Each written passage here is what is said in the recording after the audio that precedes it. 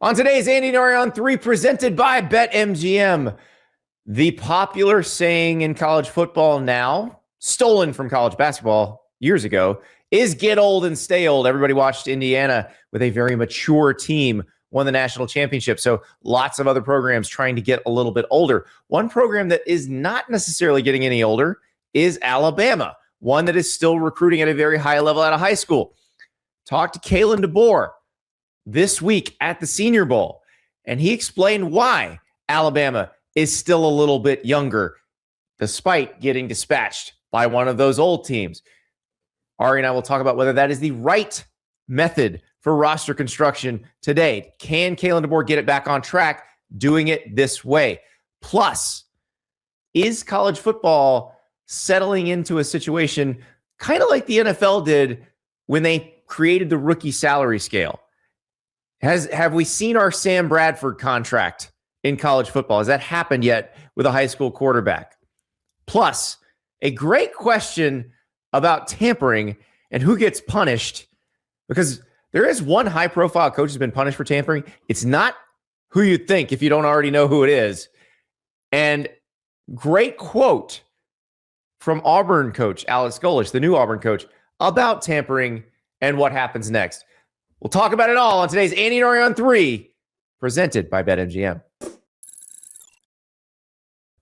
We are delighted to be presented by BetMGM. All the lines and totals on this here show come from BetMGM. And if you're not signed up for BetMGM yet, now is the best time to do it. Use the bonus code ON3, that's ON and the number 3, and you'll get up to a $1,500 new player offer on your first wager with BetMGM, plus 50% off an annual subscription to the On3 College Sports Network. Here's how it works. You download the BetMGM app and you sign up using the bonus code ON3. Deposit at least $10 and place your first wager on any game.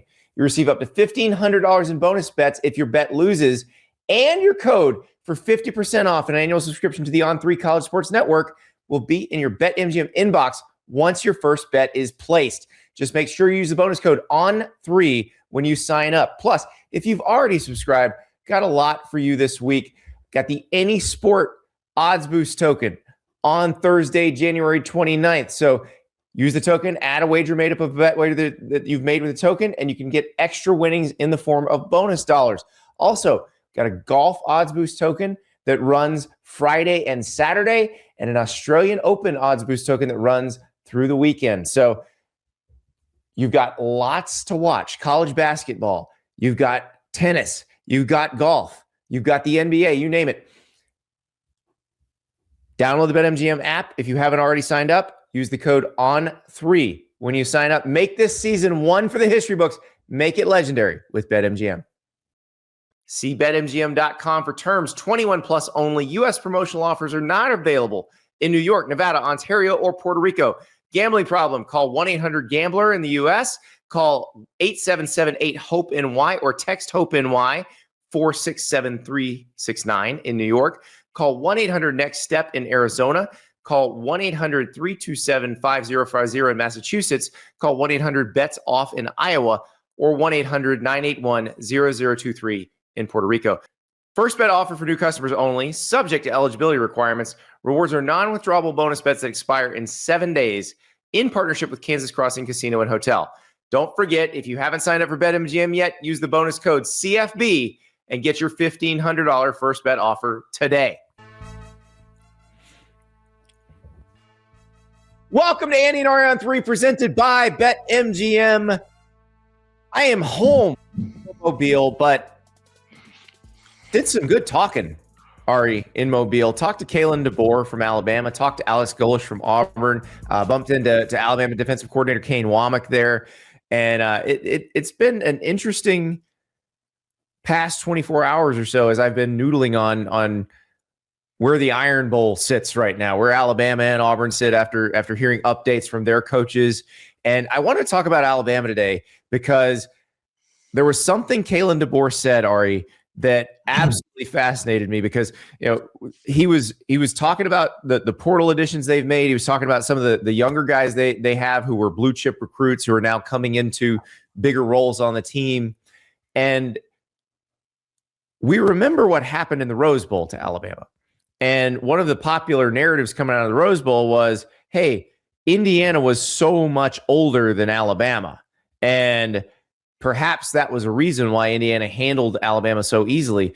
And so, Ari, this is something we've talked about a little bit on the margins, but I think we need to hit it directly. Like, how old do you need to be to win right now? Well, I just think it's interesting because the thing that we think works always in college football is the thing that just worked. Mm-hmm. Like, that's how our brains work. It's like, well, when Trevor Lawrence and Deshaun Watson were winning national championships, the discussion in the offseason was, well, you have to have a top 5 NFL quarterback to win the national championship. And then, of course, that changed, in the subsequent years.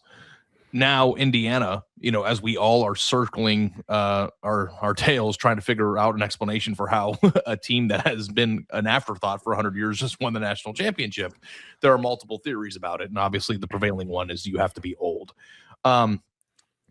It certainly helps that they were old, right? But if you actually zoom out and look at what Indiana was this year, it was a fundamentally sound, aggressive team, which I think you could attribute to age. But it also had top-notch NFL talent on its team, which I think is always going to be the baseline requirement for this. I don't know how it's going to be acquired.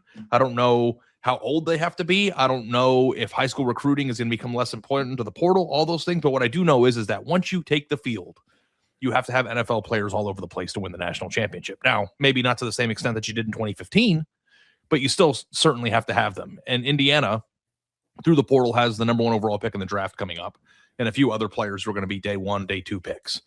Do you believe, Andy, I'll throw it back to you, that a team has to have a bunch of juniors and seniors, 5th-year seniors and 8th-year seniors on their team to win a national championship? Because I'm not sure I'm convinced of that yet. I'm not there yet. And I want to point out, so shout out to All Time Tie on Reddit. So the All Time Tie posts in the CFB subreddit, which if you have not perused that particular neighborhood of college football fandom, some of the smartest people, smartest college football fans, lots of fun. They always come up with fun stuff to talk about and smarter than me. Have conversations about.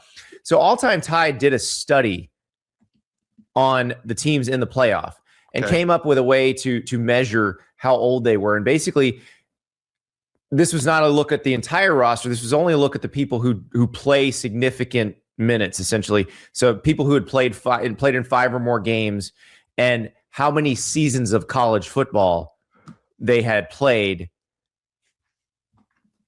in, going into it as of this season. So Indiana was the oldest. So they had 37 major contributing players, and the average number of seasons played was 3.57. So that was the oldest team in the college football playoff field. The youngest team was Oregon with 45 major contributors. Average was 2.76. Alabama was the 3rd youngest team. They had 44 major contributors. Their average seasons was 2.82. So here's the deal. The oldest teams in the playoff this year, Indiana and Texas Tech. They were the 2 oldest teams. They're also probably the 2 that started the most transfers other than Ole Miss. But the 4 youngest teams, tell me what all of these have in common. The 4 youngest teams in the college football playoff: Georgia, Alabama, Ohio State, and Oregon. What do all of those have in common? They're all traditional high school recruiting outfits. That's exactly right. Yeah. So they have younger players, but presumably those are more talented younger players. And while we just saw, and I'm with you, Ari, we just saw a bunch of older players who were also very good, who had grown into really good players, beat the younger ones. They beat Alabama. The Indiana team beat Alabama on the way. They beat Oregon on the way. There still could be a team that comes along that has players that are so good, young players that are so good, or sophomores that are so good, or juniors that are so good that they overcome their youth. They literally almost lost to a team. They were 40 yards away from losing to a team whose best player was born in 2007. Yeah. Now Miami was middle of the pack. Yeah, and we've talked about Mario Cristobal's roster building strategy quite a bit. And we said he's probably got the best mix. So Miami's right in the middle of these teams. Yeah. So, but I think that it's an interesting trend. You know what I think is also interesting? And so Kalen DeBoer got asked about it in Mobile, and I thought his answer was really interesting. And it's one of those, I imagine the Alabama fans who are still smarting from the Rose Bowl game probably heard it and wanted to smash their heads into a wall.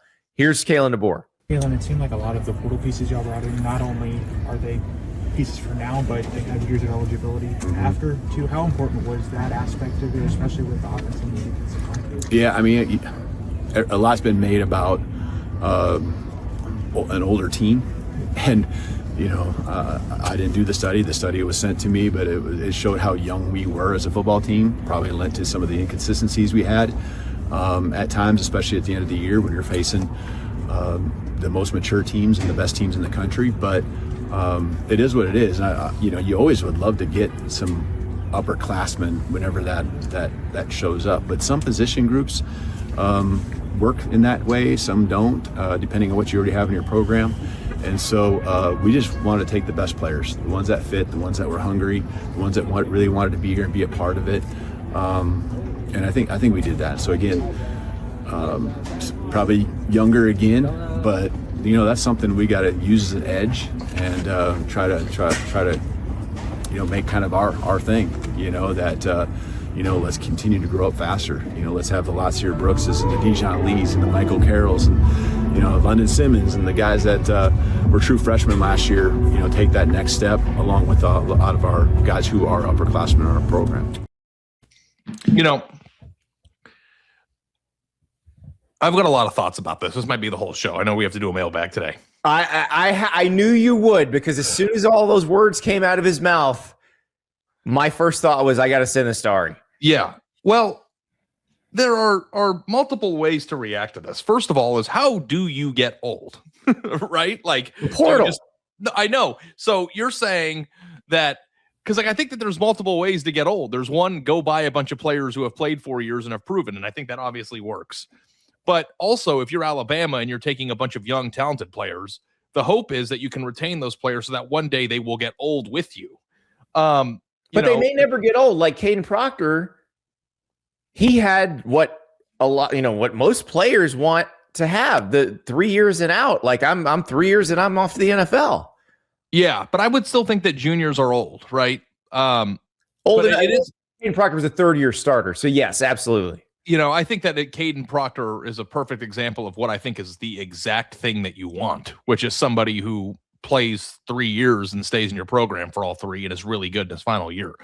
But like, it is so funny, Andy, because it is such a departure from like the 2016 year where like, I think I wrote a big story in the Cleveland Plain Dealer, and it might have even been the Athletic back then, about how Ohio State is too old and they are not going to be as good this year because they didn't have enough players that were NFL ready to go. Like, that was the thing, right? Like, if you were a traditional recruiting juggernaut and you had a bunch of fourth-year players on your team, that means that you missed on all those recruits that you signed because they're supposed to be in the league. But yeah, like I think that like if you are bashing your head against the wall because you're an Alabama fan and you're not old enough, I think that I would probably pump the brakes on that a little bit. Like, I don't know if we have enough data yet to prove that like you unequivocally have to have X number of fourth-year, fifth-year seniors on your team to win a national championship. What I would be most concerned with, as always, is having the best players. And I don't think that always correlates to how old you are. Now, lastly, the most ironic thing about this, Andy, and it cannot be understated, and it has to be acknowledged, is that Washington and Michigan were two very veteran teams right at the climax of the change of the sport. Like, Kalen DeBoer's entire success, or the number one bullet point on his resume that afforded him the opportunity to be Alabama's head coach, was taking Washington to the national championship game. And Washington was an older team than Michigan that year. They were an incredibly old team. So, you know, I don't know. Like, if I had to like bet on it, like if you're trying to like ask me, should you abandon traditional high school recruiting and just get older every year? I would think that's an insane thing to say right now. Well, and that's what I was going to ask you. Yeah. I was going to ask you that because, or do you try to strike a different balance? I guess if you wanted to say, hey, you know what, we're going to allocate all our money to our top 5 class, to the top 10 players in each class, and try to get 10 elite level high schoolers in your program every year instead of 15 to 20 to 25, and you wanted to cut that number down and focus on the main core guys, which would make over a 4-year period half of your roster, then I think I could buy that with the anticipation of getting players in the portal. But I guess, like, are we past the point in the portal now where there's even any concern that there's going to be players at the position of need? Like 5 years ago or 4 years ago when the portal was open, like, we also had to be afraid of, like, well, if you bank too much on the portal, you might not have the type of player you need to fill the hole that you have. But are we past that now since so many players enter it? Like, because it is kind of a crapshoot too of like who's available. Well, and that's the thing. A lot of the SEC programs kind of traded, like, especially on the offensive line, traded younger players who hadn't really played much. And so you saw them, this guy would move from this school to the other. He's been at the first school 2 years. He's been a backup, and now he's going to go to the next school. And we don't know if he's going to be a backup or a starter. Now, I will say this, like, Alabama didn't completely stay young in the portal. Like, they got Javen James is one of the players they got out of the portal. He was Mississippi State starting left tackle last year. He's been in college 3 years. Like, he's an old player who's experienced at a position that they need. So it's not like they didn't do that. Yeah. They just didn't do it with everyone. It was more of the Mario Cristobal method of some of these portal guys are going to be older players who fill an immediate need, must start right away, must contribute right away. And some of these guys are younger players in the portal who have eligibility remaining that we like and maybe we can develop. Yeah. I mean, if you go look at the way that Miami was broken down, that's probably the way I would do it. You got to go get your Ruben Payne, right? You have to go get your I'm thinking more like your Zechariah Poyser. Like, Zechariah Poyser was a freshman he was an all-conference player as a freshman at Jacksonville State and made all sorts of freshman All-America teams. And so they take him with 3 years of eligibility remaining at Miami, and he immediately starts for them. But even if he hadn't, then you still get something out of him. Marty Brown, I think, had spent 2 years at North Dakota State, so he had 2 more years remaining. So you knew you were going to, like, they didn't take Marty Brown to necessarily start right away. And who are the best players on Miami's team? Marty Brown's probably the backup running back next year. Who are the best players on Miami's team? Malachi Tony, Ruben Bain, and Francis Maui Noah. Okay. And all 3 of those were high school signees, right? All of them. And that's the thing. Like, those names that Kalen DeBoer mentioned, the names he mentioned at the end of that answer, Michael Carroll, Dijon Lee, those are all people who signed in the class of 2025. Like, Michael Carroll and Dijon Lee were 5-star prospects. Michael Carroll was the number 14 overall prospect. He's an offensive lineman. He was starting at the end of the year. Dijon Lee, cornerback, the number 15 overall prospect. Like, those are the type of players that usually, back in 10 years ago, they come into their own in season 2. Yeah. Like, their sophomore year is when they really blossom. And if they hit big. And I think if you're Alabama, if you're Georgia, if you're Ohio State, if you're Oregon, you're still banking on that sort of thing. Like, Oregon wants DeCorian Moore to have the breakout season of all breakout seasons next year as a true sophomore. And he might. And, the thing that Miami also had was Akeem Messidor, who was a transfer, and he was an older player. I mean, he was a transfer after 1 year at West Virginia, and he spent 3 years at Miami. Right. So, I think that, like, these trends are fun. And as you show a picture of Akeem Messidor smashing Julian Sain's face in. But, like, I also know that, like, there's so many players on all these teams, it's really hard to have a boilerplate thing. But I still think that you should still sign 15 high school players a year that are really, really good. And then maybe in the portal, find guys that are high upside who are leaving too early, or find veterans that are very, very good. But, like, Texas Tech is one of the older teams too. And they couldn't get a first down against Oregon. And like, it's like that, like, being old isn't always right. And I think we were probably overreacting to Indiana right now. probably overreacting that one team. And it's interesting because another one of the older teams in the playoff this year, according to that chart I was giving you, was Texas A&M. They were the third oldest team. Yeah. And I would contribute that to probably Mike Elko being a new coach. Like, they fired a coach 2 years ago. Mike Elko came in and he told us on this show that the roster was in a very unbalanced place. So he went and got experience. Yeah. I think experienced players at some of the more physical positions, like older players on the lines, older players at linebacker. And then what I think the closer you are to the line of scrimmage, the older you probably should be. Right. Yeah. And then as you get further away from the line of scrimmage, sensational playmaking ability is always going to be crucial.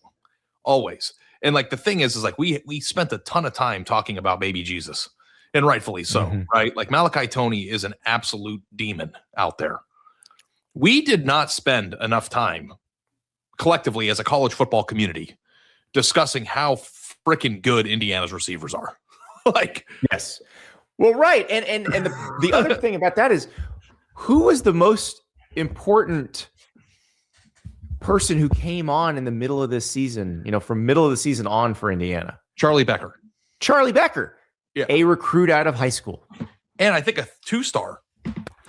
Yeah, from Nashville. Like, a bunch of the SEC looked at Charlie Becker and was like, eh. Charlie Becker made 2 plays on critical fourth downs that were back shoulder throws with Mendoza in the fourth quarter and third quarter. I believe it was the fourth quarter, both of them, maybe. Yeah. In that game that won them the national title. Also, I think you can make who's the MVP? Go back to the Penn State game. The Omar Cooper catch never happens if not for the incredible Charlie Becker catch right before it. Yeah. Andy, I know that we have to give the MVP to the quarterback who had the sensational run that is going to be played on NFL films for years to come. Yeah. But like Charlie Becker was the MVP of the game, in my opinion. I think the number of times Fernando Mendoza and Charlie Becker must have practiced that throw was the MVP. Like, yeah. How many days over the summer did they just practice that? Becker told me after the game that his hands would bleed. That's how many times they did it. Yeah.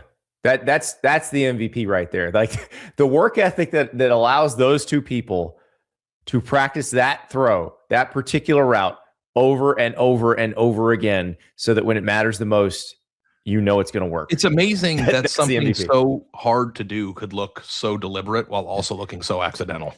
But, and here's the thing, and this is where we can give Kalen DeBoer some grace here, because he has recruited really well out of high school. That is a transfer player throwing to a guy that was recruited out of high school. It doesn't have to be all fifth-year guys who transferred to your program. Yeah. So that said, like, the secondary conversation about DeBoer is it better work no matter what you're doing, better work this year. Right. It better work. And, that the offensive line needs to be revamped. And we saw that. Who throws the ball? We'll find out, but it's going to be a guy Kalen DeBoer recruited out of high school, not necessarily a guy Kalen DeBoer recruited out of high school at Alabama, because it's either Keelan Russell, who he signed at Alabama, or it's Austin Mack, who he originally signed at Washington and then brought to Alabama. It's one of those two. So these are Kalen DeBoer guys, both of them. They did not come up under any other coach, but we don't know who's going to win that job. That is a pure open competition right now. Yeah. And will be one that we talk about quite a bit this offseason. But yeah, like I do love these philosophical offseason discussions, because it gives us something to track. Do you need to be old? Do you need to be talented? Do you need to be both? But, I think if we find out in 5 years that this year's Indiana team was just a combination of Heisman winning quarterback, number 1 overall draft pick, and one of the most amazing head coaching, not only runs, but discoveries of all time, like that would also, like, who cares about anything else? Right. Like, you can try it may be one of those 4 youngest teams. Who was it? Ohio State, Alabama, Georgia, Oregon. If I said one of those 4 teams is going to win the national title next year, most people would be like, yeah, sounds okay. Yeah, sounds right. Good. Yeah. Yeah. I don't know. Like, is Wake Forest going to come out of nowhere and win next year? Like, probably not. Like, I don't know. We'll see. We are a Jake Dicker podcast. So he's a really good coach. Yeah. And we got to get Rob Izell, his offensive coordinator, on. remember Rob Zell was the guy who did the perfect Nick Saban impression when he was an Alabama walk-on? Yeah, we need to do that. I'm a big sucker for impressions. There's this guy on Instagram that does a Denzel Washington impression that makes it sounds more like Denzel Washington than Denzel Washington himself. And I find it to be, can I play it for a second? No. Okay. Not right now. Okay. I just it sounds just we'll like have him on. Okay. We'll have him on as Denzel and have him talk about college football as Denzel Washington. I'm going to message him. Don't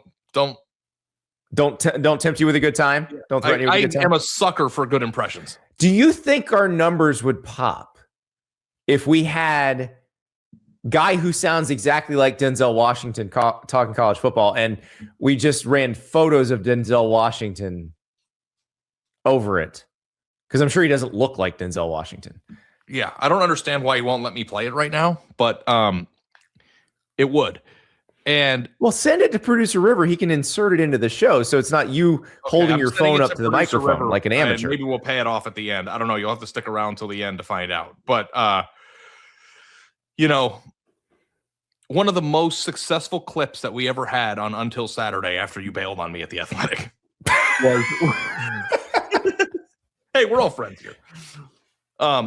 We had a voicemail line, which I hope we can institute at some point with us. I did set one up. So yes, we will set that up for next season. Yes. But some guy called in and asked a question while doing a Keith Jackson impression. And it sounded more like Keith Jackson than Keith Jackson. And people thought it was amazing. I think everybody's a sucker for a good impersonation, aren't they? Whoa, Nelly, indeed. All right. Let me just get the text out to Frank Caliendo for the offseason. We'll get that set up. But we have questions from you. It is a Dear Andy, Dear Ari day. We have lots of great questions. We'll get to those right after these words from Dell. Every great idea deserves the power to bring it to life. Meet the all-new Dell XPS laptop, the perfect combination of style, power, and performance designed to elevate everything you do. With its modern, ultra-thin design, it's as stunning as it is functional. And the battery, it's built to last all day long, from that first sip of coffee to your evening wind down without missing a beat. The Infinity Edge display captivates with vibrant colors and crystal clear detail, pulling you into an immersive experience whether you're working or streaming. And when it comes to performance, the XPS doesn't just keep up, it leads the way. Whether you're tackling your biggest projects or bringing your creative vision to life, it's built for editing photos, mixing tracks, and designing masterpieces. Powered by the Series 3 Intel Core Ultra processors, the XPS gives you the freedom to create without limits all day long. The Dell XPS proves there's no need to compromise. Style, power, and reliability come together in one expertly crafted machine. Check out the all-new Dell XPS at Dell.com/XPS.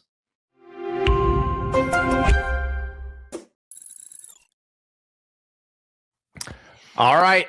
Great questions this week. We start with one from Mark. Dear Andy and Ari, do you think college football is now experiencing what the NFL did in 2011 when they implemented the rookie wage scale? And is it possible it benefits teams with smaller pockets?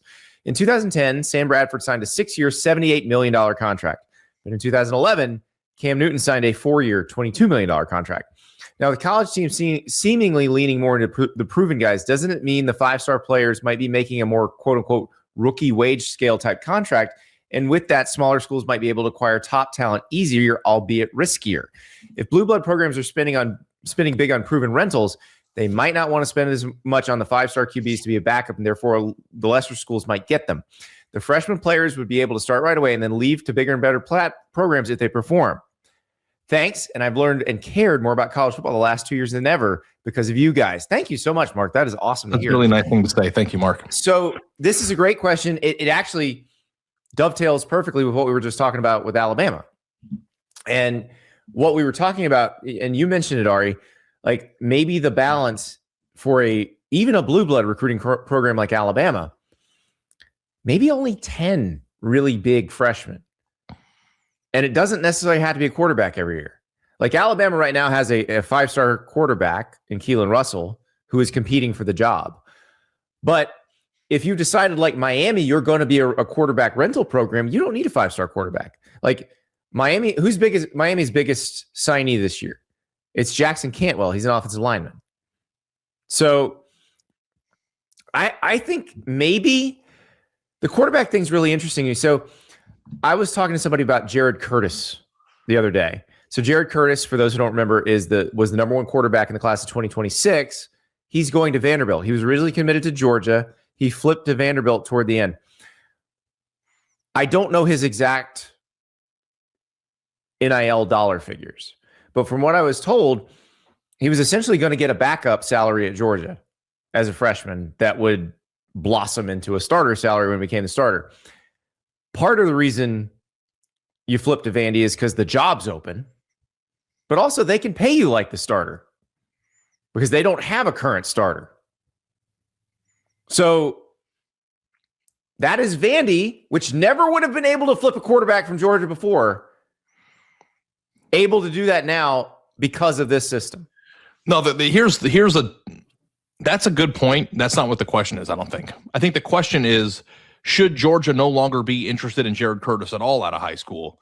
And will the backup offer from Georgia not exist and thus make the starter salary less for places like Vandy, right? Well, no, it makes that quarterback available to them. I think they still have to spend some money. Now, but remember, I doubt very seriously that Jared Curtis is making anywhere near what Darian Mensah, Sam Levitt, or Brendan Sorsby are making. That's what the experienced portal guys, those guys are making it like $5 million plus. But I would bet Jared Curtis isn't making anywhere near that. But should Georgia and Alabama and Ohio State dish out 7 figures for a freshman? No, because you mess up your salary scale. And I talked to an NFL scout about this week, and I hadn't heard this term, but I like it. You mess up your financial locker room chemistry. Like, and I've talked about this before because everybody's like, well, how are the players going to accept one making so much more than the other? The same way everybody else does in every line of work. Because everybody has jobs where somebody makes more and somebody makes less. But it has to make sense. Like, it has to make the player who deserves it most has to make the most. And the locker room will respect that. If it's a really good player who's really important to the team, the locker room will respect that person making more money. If it's not someone who's proven anything, that's where you get a problem. And that's what the NFL ran into. The difference is they have a CBA, so they could go back and say, hey, teams, we have this little problem. And the teams had the same problem. Like, they're like, we can't help ourselves. We keep spending too much on these number one draft picks. And the players are like, you know what? We actually think that's a problem too. So how about we create this rookie salary scale and we'll solve both our problems? There's no CBA in college football, so they can't do it that way. But perhaps the market can do it for them. But if Georgia isn't offering Jared Curtis X, right? Vanderbilt doesn't have to pay 1.5x. They might just have to pay X, which then ultimately will bring the entire market down, which then opens the door for everybody. Or Georgia will only offer X, and X is X, right? Right. So, and Vanderbilt probably still has to offer more than Georgia to make you go to Vanderbilt instead of Georgia, but it doesn't have to offer you what Darian Mensah is getting at Miami. Right. Where what Darian Mensah, nobody in high school has gotten what Darian Mensah is getting. No. And I'm trying to think of any recruit out of high school, like Jeremiah Smith. And we always bring him up, but he's an alien. He's the only kind of person we're talking about here who out of high school is a sure thing. But, even if you go back in time and remember on the show when I said he's the best receiver in college football in the middle of his true freshman year, people freaked out. I think people want to see it for an entire year before they're willing to accept it, regardless of but that's one of those, because I'm talking about locker room. I don't care what the fans think of the salary. Yeah. Like when Jeremiah Smith walks into the first workout at Ohio State, if he's the highest paid player on the team as a true freshman, which he wasn't, but if he had been, everybody on the team would have been like, I get it. Okay. Yeah. That's cool. Yeah. Yeah. But that's not the case with almost anybody else. It is wild to me because if I were a head coach, I would go all in on high school players. Interesting. I still think I would. Despite the recent evidence.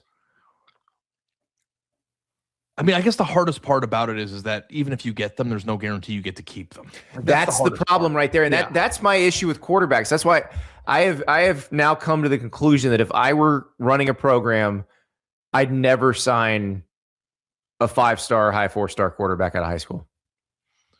Yeah. I would try to find an under-recruited one that I really liked, that I thought had potential, but I would not waste my money on the very expensive in ones. theory, what you're basically saying, if we put it through ChatGPT translator, Google Translator, whatever you want to say, is let the smaller schools be the farm system for the big schools. Yes, and I've actually heard stories of coaches who just like straight up say that off the record. There are What happens is when you do that, you run the risk of losing to Indiana. You do. Because what if Jared Curtis is awesome at Vanderbilt and doesn't want to leave? Like, there's no guarantee he's going to leave either. Like, that's the other thing. I don't think he's going to leave. That here's the other part of that. If you're an SEC or a Big Ten school, especially where you're Texas Tech and you're definitely willing to spend, or you're Miami and you're willing to spend, you're going to keep the good players you signed out of high school. I think Diego Pavia's college experience is probably pretty great. Yeah, you are going to keep those guys. Where you're not going to keep them is if you try to do what Georgia and Ohio State did 10 years ago and stack all these guys. Yeah. Because when they don't play the first year, if they're not absolutely the starter the second year, they're gone. So which high school players do you sign? The best ones that you can find at positions of need? Well, let's go back to what we said in the first segment. The closer you are to the line of scrimmage, the older you need to be. So I'm signing the best receivers, the best corners, the best running backs I can find. Edge rushers, I don't think I can get many good ones out of the portal. So I'm going to try to find those. And then you do it with the idea and commitment of being incredibly, insanely aggressive in the portal, because once it opens, you have to get those guys. If you don't get experienced, good players. Now, the thing is, I don't necessarily need somebody who was all conference in the Big 12 or the ACC. If you're a 3-year starter who's all conference in the MAC, and you fit my physical profile that I need, and you fit my scheme, I'm feeling pretty confident about you coming in and helping me. Yeah. It just seems so strange to me that we are like openly talking about like punting on reserve linemen. It's the new. Now it's interesting because Alex Golesh, the Auburn coach, was talking about this yesterday, because he obviously had to revamp the entire roster, especially the offensive side of the ball. Basically, it was an entire roster flip on offense. He needed a new starting offensive line, and he also needed a new backup offensive line. And he was explaining how recruiting those two groups is different. Like, what you're looking for in the portal is different when you're looking for a backup. Like, when you're looking for a backup, that's where you may find a guy who doesn't have tons of starting. Like, that's where you may take the guy who is unhappy with his playing time at the big school he's at and is coming to your place to get a chance to win a starting job, but he still might not wind up being a backup. Yeah. That's where you go, the young guy that has 4 years of eligibility left on the offensive line. So it's a weird balance. And I don't think there's a right answer that we know of yet. And I think you're right, where we just go, whatever the last thing that happened is, we assume is the way it works. I don't think that's necessarily true. So these coaches are all going to have to figure out their own balance. Like, because, well, Andy, you gotta also, when you talk about the benefits of something, you have to discuss the risk. And here's the risk. If you punt on high school, or at least 40 to 50% of the class in sheer numbers, because you think it's a waste of an investment, and then you are light there, and then you suck up in the portal, or you miss on everybody in the portal, or you don't do well in the portal, you might look around in spring and be like, we're fucked. But you're also dead if you miss in high school. Like, if you're a good evaluator, you're a good evaluator. If you miss in high school, those players enter the portal because they're no longer going to ever see the field there. So you could, but they still took up space on your roster when somebody more productive could have, and you were losing then. But you won't have the backup, is what I'm saying. They would still be a pretty good backup. So go buy another backup. Yeah. It's terrifying. Like you're like making me talk about something that is like physically uncomfortable for me. I know this is this whole system is shattering a worldview that you held for the better part of 15 years. It wasn't a worldview that I held. It was a fact. People who have been listening to me for years used to know I scream "Stars Matter" into the microphone a million times, and like I get mocked for it sometimes too. Like all of a sudden, so like I was thinking about this today as I was going through our website at On3. I'm going to have some suggestions to our tech people, I think, because one thing I want to see when I pull up somebody's player page right now, I want to see how many games they've started or how many games they've played in their career. Like I want to immediately know that. Yeah. Because that is exactly what's happening. Because I've talked to these guys like Tracking Football and all these different companies that produce tools for the teams. Like if you subscribe to Tracking Football and their platform, when you pull up a guy who's entered the portal, you get all that information at your fingertips. It's like this guy's started this many games. He's played this many years. He's played at this level. And I think all that matters because like we used to talk about the roster talent. Our pal Bud Elliott over at the Cover 3 show, he has his blue chip ratio, which I think probably needs to be altered a bit. But we have to really change the way we evaluate roster talent from now on. Mm-hmm. This hurts your heart, I can tell. Well, I just don't want to make the mistake of like my viewpoint was wrong for 25 years. No, it wasn't wrong. It was right. It was Yeah. right for the system that existed then. Yeah. The system changed, and we don't know what's right in the new world yet because the new world hasn't existed long enough. Yeah. And you still need to sign players out of high school so the players can play the games. Like, I mean, somebody's going to have to sign these guys. Like, Right. if everybody But it punted may on be high that school recruiting, there'd be no it may talent. be the G5, it may be the FCS. Yeah. And the best of the best are still going to sign with the blue chip schools. Yeah. They're still going to be there. We talked to Diego Pavia yesterday. Talked to Diego Pavia yesterday at the Senior Bowl. And he was talking about like, I don't believe your hype. You have to show it to me on the field. And then he got asked, okay, who showed it to you on the field? And he's like, Dylan Stewart at South Carolina. He's like, I had never really played against somebody who could wreck an entire offense by himself. And then we played Dylan Stewart, and I was like, oh, yeah, you're worth every penny. Yeah. I've stood next to that human being, and we need to make sure that that's actually a human. Do you believe in aliens? I do. Dylan Stewart is one of those guys that you see him and you think, this person was created in a lab to rush the quarterback. This is not just a natural collection of genes. Like this, somebody said, I'm going to create the perfect pass rusher here. When you think about how far the edge of the known universe is, 7 million light years away, or 8 million light years away. There's definitely aliens. You have to 100%. travel at the speed of light for 8 million years. Do you know how far? Like that's a distance that you can't even fathom. You're telling me that it's probably a mathematical impossibility that there isn't at least another civilization of some sort out there, and maybe one that's far more technologically advanced than we could ever imagine. So you're saying on Dylan Stewart's home planet, they all look like what I'm saying is pass rusher. Is it really that inconceivable that there are people amongst us that look like us, talk like us, act like us, behave like us, everything like us, but aren't us? And if we are not sure about that, first person I'm looking into is Dylan Stewart. Yeah. I watched every episode of Ancient Aliens, Ari, so I believe you 100%. Aliens. It could be aliens. You know, there was like in South America, there was like this, and I can't remember what it's called. I watched this a while ago, but there was a monument that's like 10,000 feet above sea level. And it was made out of rock that was so heavy that like 25 million. Like, Ari, I have seen all 6 episodes of Ancient Aliens about that structure. Okay, so that humans, no matter what they could do, could not have traversed the side Ancient of that mountain. astronauts theorists believe. Andy, explain it to me. The rock did not come from South America. It didn't originate in South America, and it weighed like 1,000 tons, and it was built into a structure on top of a mountain on that continent. Explain that to me. Aliens. Stewart.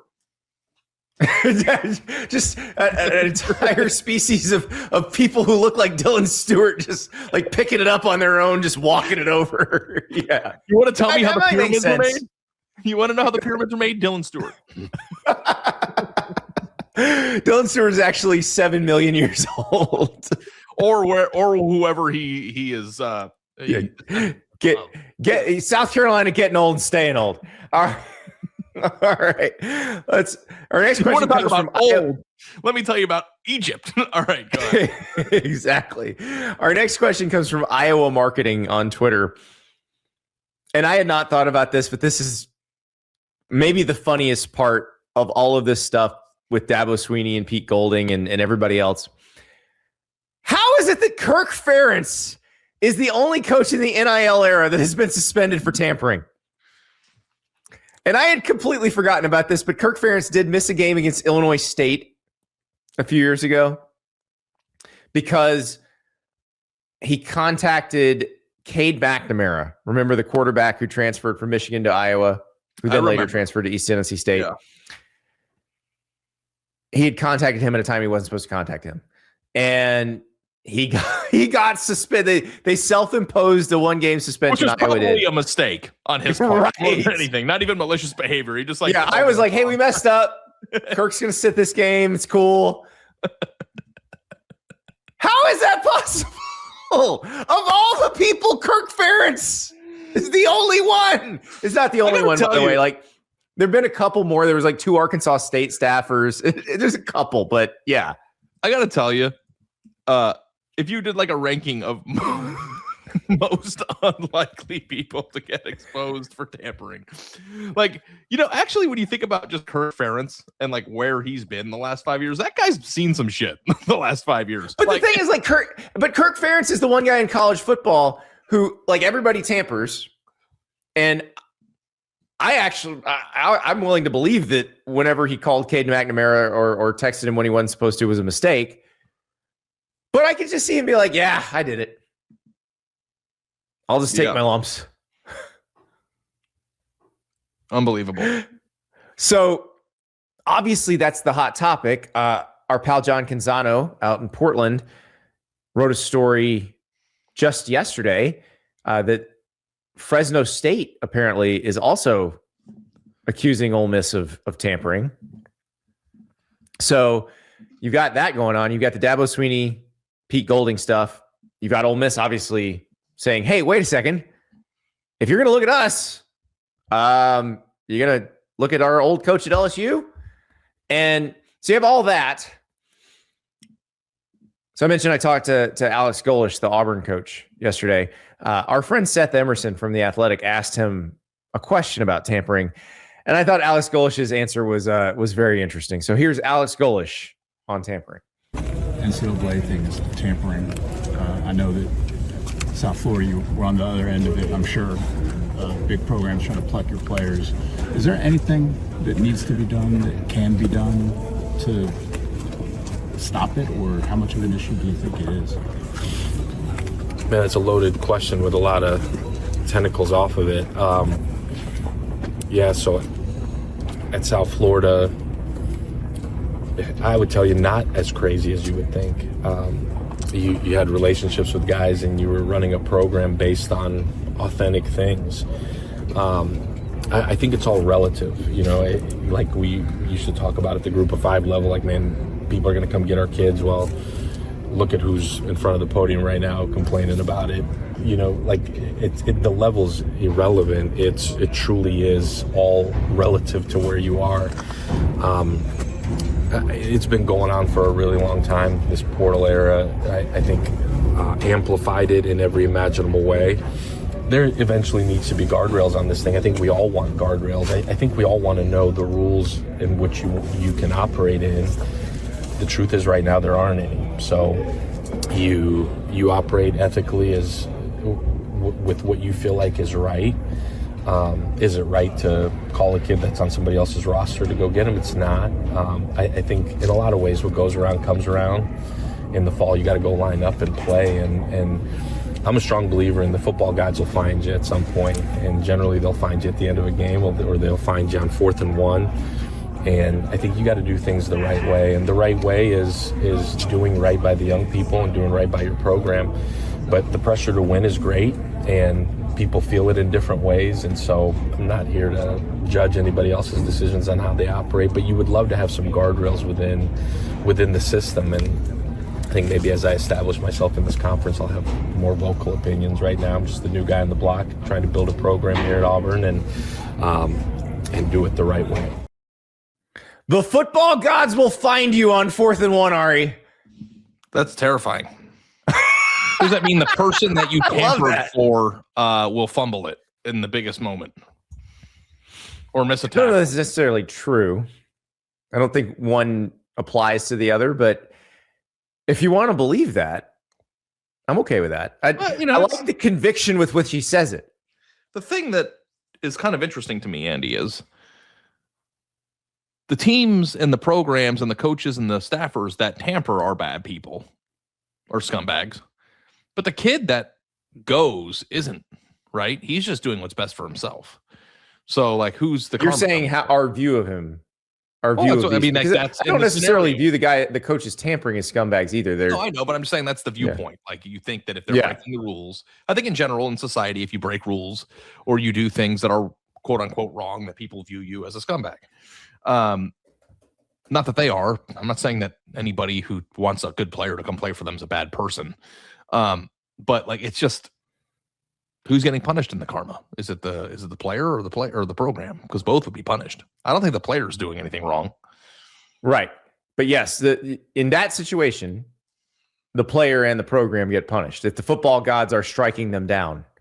Now, did the football gods cause Kirk Ferentz to sit out one game against Illinois State? I think that was probably the compliance department at Iowa and Kirk Ferentz. But I still can't get over this. Like, it is the funniest thing about it when you really think about it.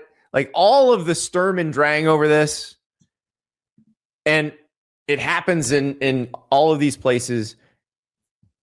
And Kirk Ferentz sitting out a game over Cade McNamara, who is not a very good quarterback for Iowa. Yeah. Ultimately. It's just a funny situation. It's the icing on the cake is what it is.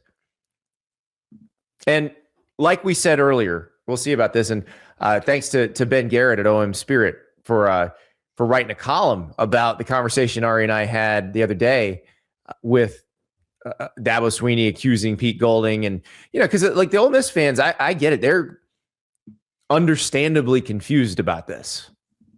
They've been watching their roster get rated, or at least Lane Kiffin attempted to rate it. He didn't necessarily succeed all the way, but they've been watching this happen for 2 months now.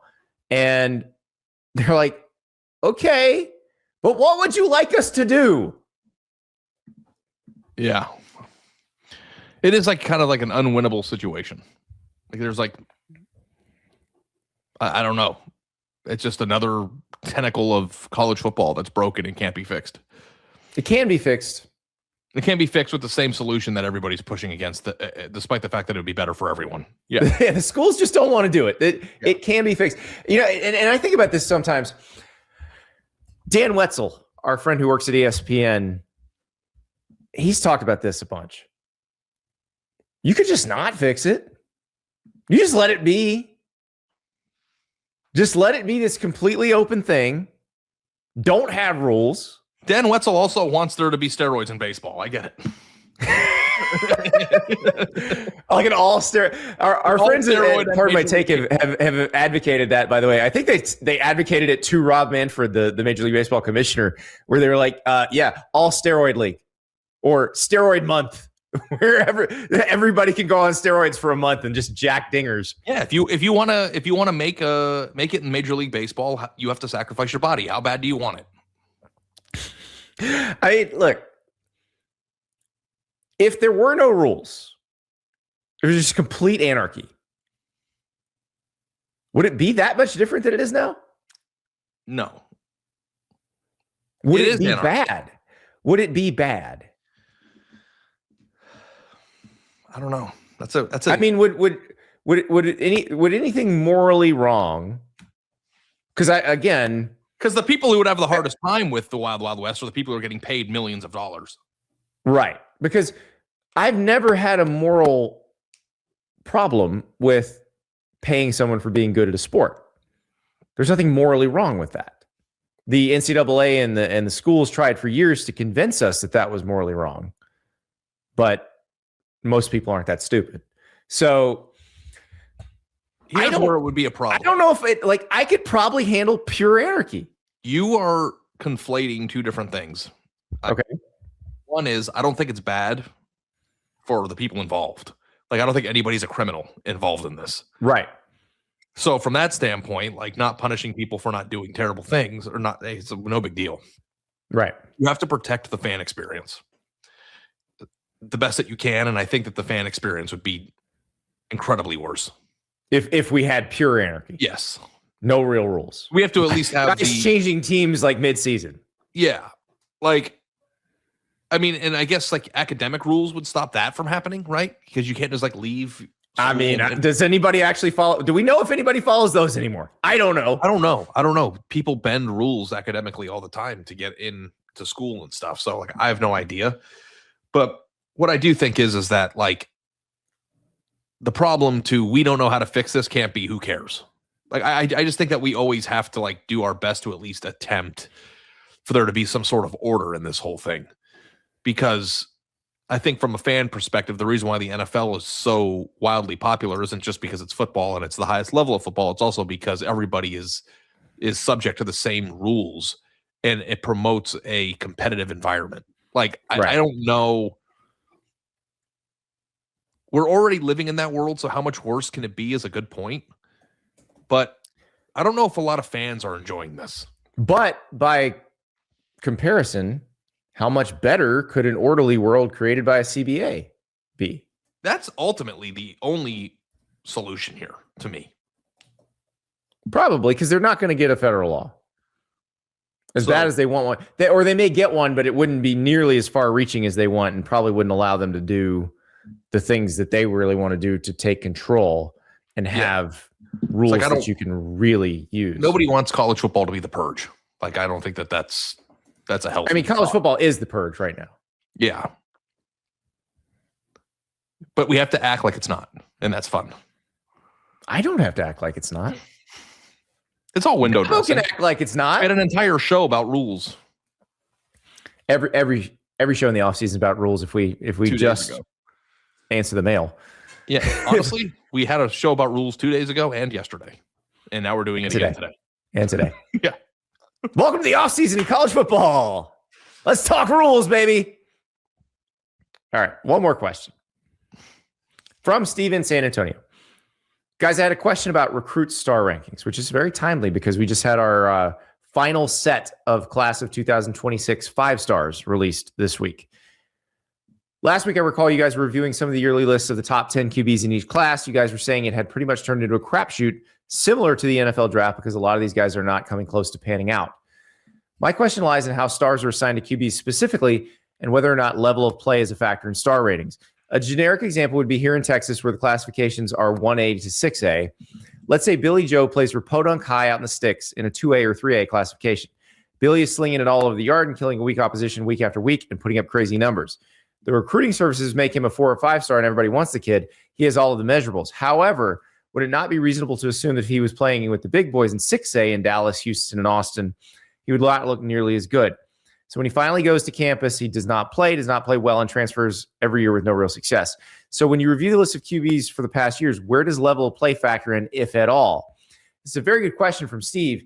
And I will tell you, like Charles Power and Cody Belair, who do the scouting for us and have a big hand in the rankings, they do take that into account. They absolutely take level of play into account. And certain players are under-recruited and under-ranked because of level of play. I can give you a smaller school player from the state of Texas who was probably not as heavily recruited as he should have been based on the level of competition he was playing, and that was Patrick Mahomes. If Patrick Mahomes played in suburban Dallas he would have been a 5-star quarterback. Yeah, I think part of it too is you have to acknowledge that's probably the highest hurdle, biggest challenge that our talent evaluators face. Because when you're watching tape, like a person can't just watch tape and decipher the talent level that they're playing against, right? Like it's hard. So like Kyler Murray was a fairly easy eval, even though he was small. Kyler Murray was playing at Allen High School, a big classification school, playing against other huge classification schools every week, playing teams that were loaded every week, and he was making everybody look silly. So that was an easy one. It's not as easy. Like Cam Ward was running, I believe, the triple option or maybe the wing T. It was one of those. And nobody saw him throw in high school. The only person who saw him throw was Eric Morrison and Incarnate Word in camp. Well, just so everybody knows, that's the you're pretty good at this. These camps too. Like all summer is camp season. Like you want them on the same field with like similar prospects so that you can decipher, physical traits and ability. Like, I mean, that's why physical traits and ability are so important, because if it was just tape, I mean, the NFL has a hard time with that. Exactly. And I think the other part of this, and if you look at star rankings, and if you look at the NFL draft, it's easier to project an offensive tackle, a defensive end, a cornerback, a wide receiver. They're just easier to project. Quarterbacks, when they move from level to level, and I'm talking about middle school to high school to college, college to the NFL, when quarterbacks move from level to level, it is anybody's guess how good they're going to be. It's appropriate when the game speeds up on them. Arch Manning just came up on the screen because Arch Manning's number one criticism as he was struggling last year was like reviews of his high school tape, and he played at a lower level in high school in Louisiana. So, it's hard. And he wound up being, I would argue, a very good quarterback by the end of the year. I think he was, yeah. When he probably getting accustomed to the speed of the game, his offensive line got a little better as the year went on too, but getting accustomed to how fast it comes at you, how fast you have to read everything. And some people make that adjustment and some people don't. Some people can do it naturally and do it immediately, and some people need some time, and some people never can. So I think that's the problem. It's not necessarily a flaw in the quarterback evaluation process. It is that quarterbacks are incredibly hard to evaluate, period. Even the people who are paid the highest to do it, the NFL people, still don't do it very well because it's just difficult to project how someone will play when they jump up a level. It's not as difficult with the other positions. A straight line answer to the question, though, is it is taken into account very much so. Yes, it is. It absolutely is. And that's also something coaches do. When the coaches are evaluating, they love when they get tape from big classification high schools in Texas and Georgia and Florida, because they know what they're looking at. They know exactly what level of competition they're looking at. It's also why they feel more comfortable evaluating transfers, because they understand FCS tape. They understand Group of 5 tape. They get it. They feel more comfortable projecting what this person will look like if you move them to their level, because everything's homogenized. They're like, okay, these are all FCS players they're playing against. I get that. I know what that is supposed to look like. These are all Group of 5 players that they're playing against. I get that, and this is what's supposed to look like. And I think they feel the same way about bigger high school classifications in the big football states. But yeah, if you get a good player who's either a small school in one of those big states or is in a state that does not typically produce a ton of talent, it's a little bit tougher eval because you don't exactly know what competition they're facing. Mm-hmm. So yeah, it's quarterbacks are a crapshoot. Speaking of Arch Manning, Ari, we're gonna talk to somebody about Arch and his development, and also about Texas in general and where Texas fell short this past year, but how Texas has grown up as a program in the Steve Sarkisian era. Michael Taff, the safety from Texas, will be on tomorrow's show. He was a walk-on. He went through a 5-7 seasons there, went to 2 college football playoffs with the Longhorns, won a conference title in the Big 12. Excellent discussion of the journey of Texas football over the last few years. And he had some great insight about Arch Manning, what happened with him this year, what he expects to see from him next year. So I talked to Michael Taft, the Senior Bowl.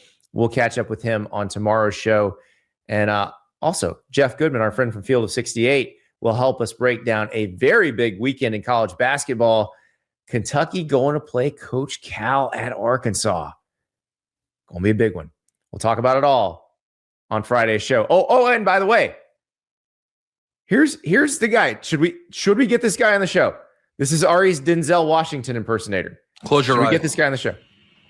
You don't know loss. You don't know pain.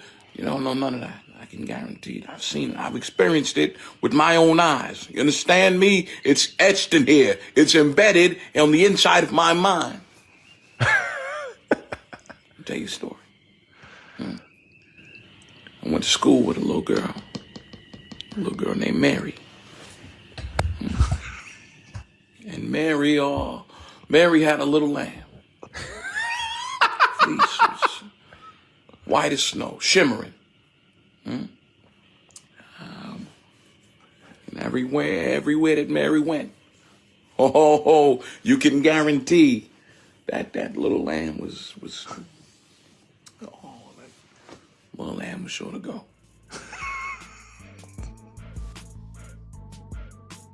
Woo! Great. Go.